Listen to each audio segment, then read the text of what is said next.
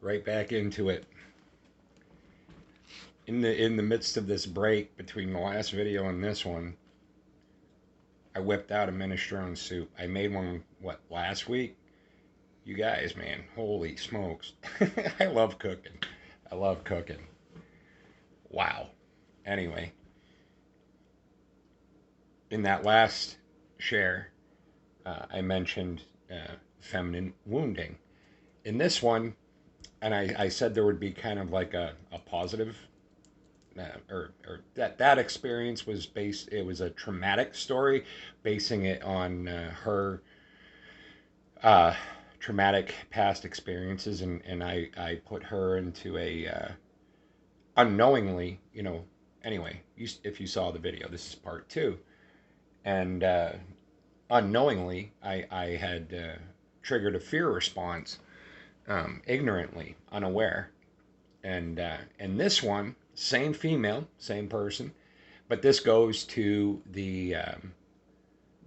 back to the last video that I did regarding OCD V Day, a platonic love story. And on that evening, um, this was afterward. That last story I told you, that was like the first time that she and I had a date or an evening together, what have you. This experience, this Valentine's Day experience, we were already well established friends. And if you'd like more detail about what I'm referring to, there is that Valentine's Day, a platonic love story share, and that'll give you some detail. But anyway, we're in. This was the night that we went to the restaurant, and we sat at the bar, and some bottles had gotten knocked over, and she was having an OCD moment about the bottles being knocked over. And when she stepped away to the bathroom, I asked the bartender if they would put the bottles back up to help put her at ease so that she could enjoy the evening. Um, not to enable her, but just to be respectful, be kind, um, see a need and fulfill it. You know, focus, Scott. Same night, anyway. This is the Valentine's dinner at the posh restaurant, and that particular night, um, I that day she had a very stressful day at work. Um, we worked in a hospital emergency room, whatever, or she did at that time. I was no longer working at the hospital, but that particular day was a particularly grueling day. So she was really doing her best to snap out of it, get in the spirit of the evening, whatever. But the one of the things that I've come to understand is that in the best of my relationships with females, men tend to be a lot more rational, and um, at least for myself, the way I approach a stressful day, generally speaking, it's not that I stuff it down, but I process it. I think about it. How could I have done this different and that different and this different and that different? And if something's really chapping my khakis, I might verbalize. But verbalizing is the secondary go to. First, I'm going to try to analyze the situation. And in my experience with women, I was married twice. I've had girlfriends. Women verbalize, they express, they're emotional. Nothing wrong with that. I'm not, it's wonderful. I wish I could be more expressive about my feelings. It's a wonderful thing when you don't, when you can share an experience with someone, positive, negative, up, down, sideways, sad, happy, glad, or mad. And for me, having the child. I used to stutter. I used to have speech problems, bad speech problems, and to be able to articulate can be at times very challenging for me. But this experience that night, she was having a rough day at work, got home, was jazzed. She wanted to go out and have our Valentine's friend date and spoil me, spoil her, treat her like a queen, feel like I'm a king. Being, we were gonna indulge through dining and um, the experience and the environment of this very posh restaurant. And when I showed up, um, for two reasons, and I added a little bit to this. Like, she knew where we were going. She knew the restaurant we were going to. She knew the type of restaurant it was. Um, I had had all day. I had had all day. So I pressed my suit, nice crisp shirt, tie, shine my shoes, trim my fingernails. This might sound like, oh, you're just, no, it's not. It's not about buttering her up. We were friends. This was out of respect for her, that I care to show up in my best self for you because you're worth it to me. And when she saw what I was wearing, she was kind of like, she had one of those like, oh shit moments, because we didn't call each other during the day and go, hey, what are you wearing? You know what I mean?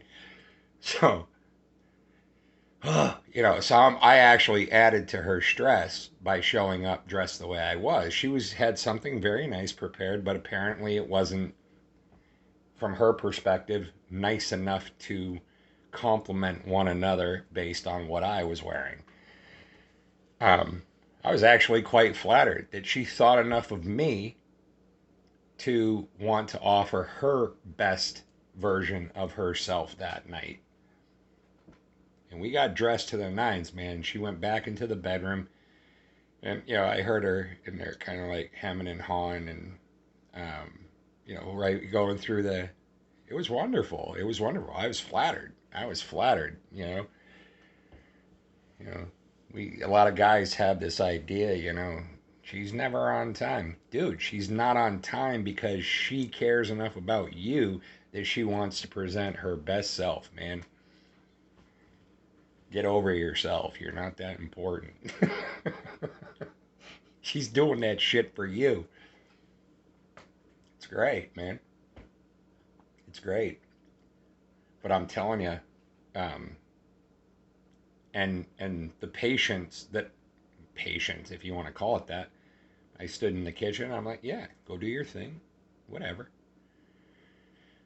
We'll get there when we get there. And boy, am I glad I waited for her to choose something else to wear, because this is where this is going.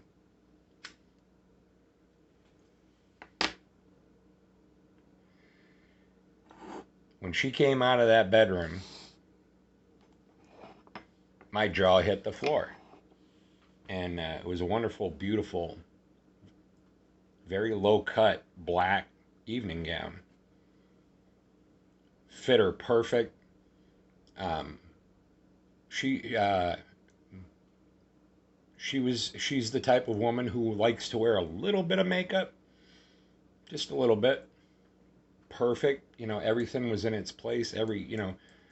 Anyway, but she did that for herself because it makes her feel good, presenting her best self to the world, to the restaurant, to me. And yeah, my jaw hit the floor. I'm a guy. She's a beautiful woman. I presented my most handsome self, and I couldn't read her mind, but based on her expression when I showed up at the door in my suit, based on her expression, and she was happy that I showed up the way I did. I care enough about you that I'm offering my best self. And this is where this goes. Offering our best selves and communicating on numerous levels, whether it's verbally or our body language, the way we're sitting, what we're wearing.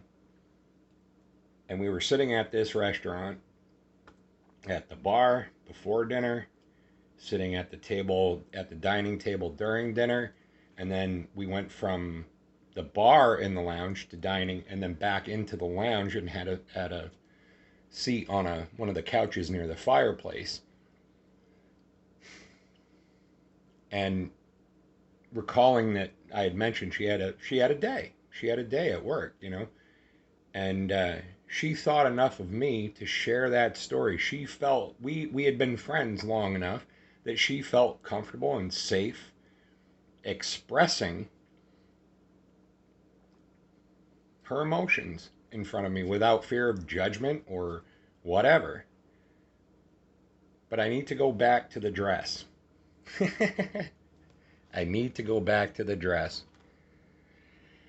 I've got time. Very important. Very important. When I was a little kid, and I do mean, I do mean this, and what I did with it, pornography.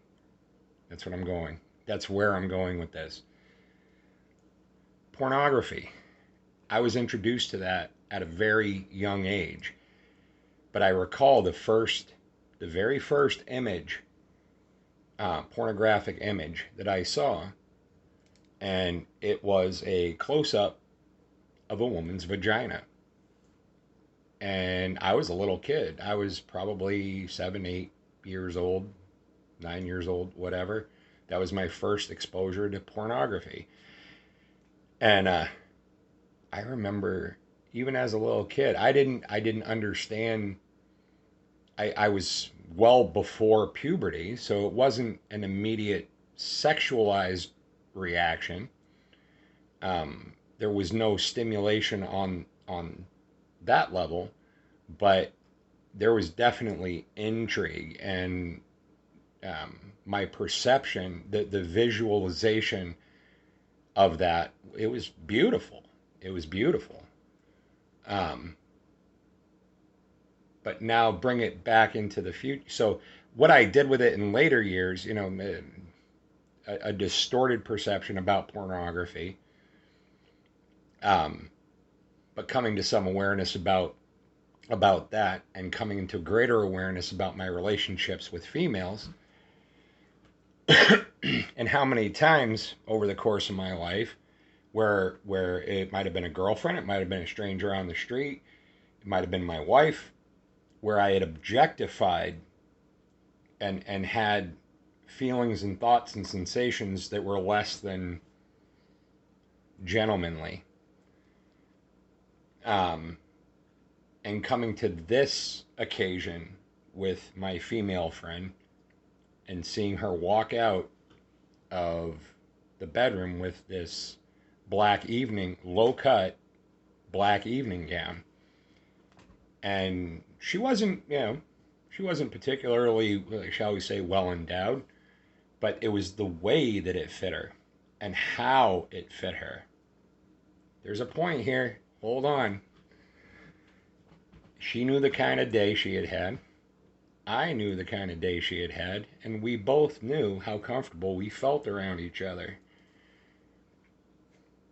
And we're sitting there on that couch in that restaurant in front of the fireplace, and we had talked and shared about a great many things. Her workday, our relationship, the relationship that she was coming out of, other relationships in her life with her children and her parents, and the whole spectrum of all the different things. And I was sharing equally. And something suddenly occurred to me that, in that change of wardrobe and her perception of me respecting her, and her exiting the bedroom with that beautiful black evening gown on with the low cut cleavage, not for 1 second did I look at her and I go, wow, she's showing me her, I'm being appropriate. She's not trying to show me her breasts. She's exposing her heart. She's telling me that I feel comfortable enough around you that I'm going to expose my heart to you, my emotions, my thoughts and my feelings and my laughter and my tears, everything that I feel, I'm showing it to you. It was a profound moment. We were sitting there on the couch, and it was one of those moments where, hey, my eyes are up here, because in that moment I became fixated in the realization that, oh my God, whether she, and I didn't share this with her. It was just like, oh my God, that's what she's doing. She's sharing her heart with me. She's not showing me her breast, she's showing me her heart. So when a woman shows up and, hey, for whatever reason, she wears what she wears because that's what she feels comfortable with. But in that particular case, in this particular case with this female friend, what an honor it was to be thought of so highly, and to have her respect, and to be able for me to be my best self, to practice what it means, at least in my understanding, in my experience, and my growth, for her to show up in my life to practice what it means to have a healthy relationship with a woman. It was never meant to be romantic between her and I. Intimate, intimate, very intimate, but not romantic. But for her to trust me enough, and for me to feel comfortable in enough in her presence, and to have enough respect and to understand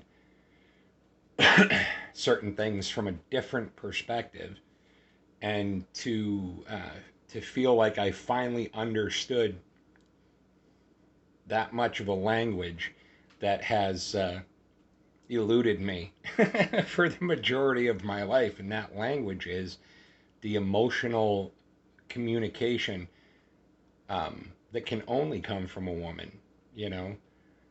But as I grow within myself, and I find union within myself, I find union in all the relationships that I have, male and female alike, and the continuing relationships that have manifested over the last couple of years. Um, Friendships with females, you know, um, friendships, deep, meaningful friendships that I respect, and how grateful I am for that experience that I had in the restaurant on Valentine's Day with my female friend. And for what it's worth, somebody, so Scott did it, you know.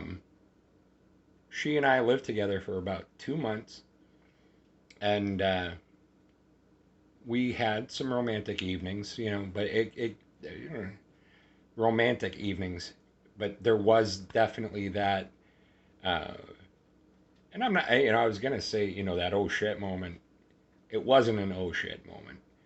It was, you know what, we're friends, and that was a wonderful experience. But um, how about this? If I use this word, there was no chemistry. How's that? There was no chemistry on that level, um, on a sexual, physical level. But everything else, the emotional level, and the learning that she was able to experience, the growth that I was able to experience and continue to experience. Now she is in a relationship, long term relationship. As a matter of fact, I mentioned that it was she was in a long-term relationship. They separated, and they are back together. They've reconciled, and they're back together. And it's, oh my goodness, they've been back together since then, since about a year after. So, and I'm very happy for her. I'm very happy for her. She pops in on Facebook every once in a while, and we say hi. But out of respect, um, why do you need to have male friends? So I kind of, I respect her relationship. And with that being said, um, I'm grateful for the relationship and the growth that's afforded me in that relationship, and the relationships that I have in my life now. You know, deeper understandings, deeper appreciation, deeper experiences. Like, wow, you told me something like this was possible, I would have argued with you. It's wonderful. It's wonderful. Peace that surpasses all understanding. I feel like I'm just rambling now to hear my own voice, and that's a gross feeling. So, peace that surpasses all understanding. I'm out of here. I'm going to go enjoy some of my minestrone soup. It's delicious. Um, have a wonderful day. Take care.